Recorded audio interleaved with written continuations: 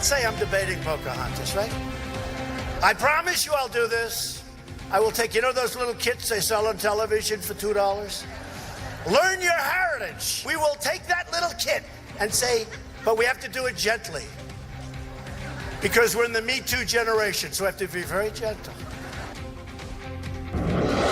Welcome back, and we're back with our panel. Let me start with you, Ken Blackwell. What do you think about what the president is doing? I will tell you, as you answer that I talked to a source who's familiar with the president's thinking, who said, you know what? He's crazy like a fox. What he's trying to do is very strategic. He's trying to somehow take the wind out of the sails of the Me Too movement, because that is, among other things, but that is a major energizer for the left right now.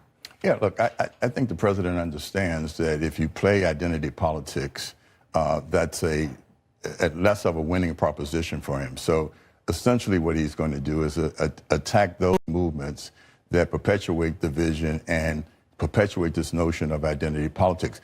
I think what he understands is that there is a large block of women that are, in fact, increasingly more pro-Trump because of the success of his policies, and that economic growth, job creation, people coming back into the workforce, income uplift, those things really do matter, not the politics of subtraction and division. So I think that's what he's going after. And Adrienne Elrod, you were the director of strategic communications for Hillary Clinton. You have seen this movie many, many times before. I have. Any lessons learned from dealing with this, where this kind of rhetoric was successful against Democrats in 2016? Well, I don't think it was successful at all, because, I mean, not to beat a dead horse here, but Hillary Clinton still did receive 3 million more votes than President Trump. Ultimately, that ended up not being enough electoral votes.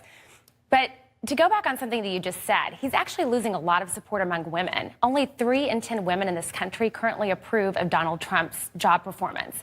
That's a significant drop from where he was on Election Day. 4,000 women have contacted Emily's List this cycle with their desire to run for office versus 1,000 in 2016. So women are fired up. They're ready to take their country back. They don't approve of this. We've also seen a lot of seats flip from red to blue since Trump was elected. So I think women are fired up, and we are going to see this play out in the midterms. As a Republican woman? Well, I'll tell you, I think actually he's in a dangerous spot here, because Adrienne is right. There is lower support for Donald Trump among women. And there are a lot of suburban Republican women out there who are not happy with all of his policies. They look at these children at the border being held in cages, separated from their parents, and then the total incompetence of the administration not able to reunite them.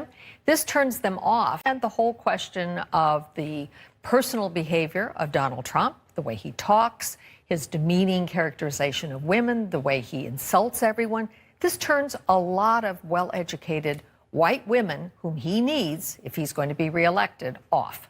True, but a lot of them also voted for him, and all of those characteristics were out in full force in 2016. You think it's different now that he's president? I do think it's different on a couple of reasons. One, the separation of families, I think, was a bridge too far, even for Donald Trump. I think there was a backlash in the quote-unquote heartland of America. I think people seeing families literally ripped apart by government agents was just too much, and which caused them to reverse, at least on paper, their policy. Now, there have been, some of the macroeconomic numbers are good. There are new jobs. In fact, a lot of people have 3 or 4 of them. The truth of the matter is that American working class and middle class people are working longer hours for lower wages. They're running on the treadmill faster and faster and falling further behind. So you can look at all the macro numbers you want, but if you talk to real people in real life, things are tough out there. You work for Bernie Sanders. You sound so much like him.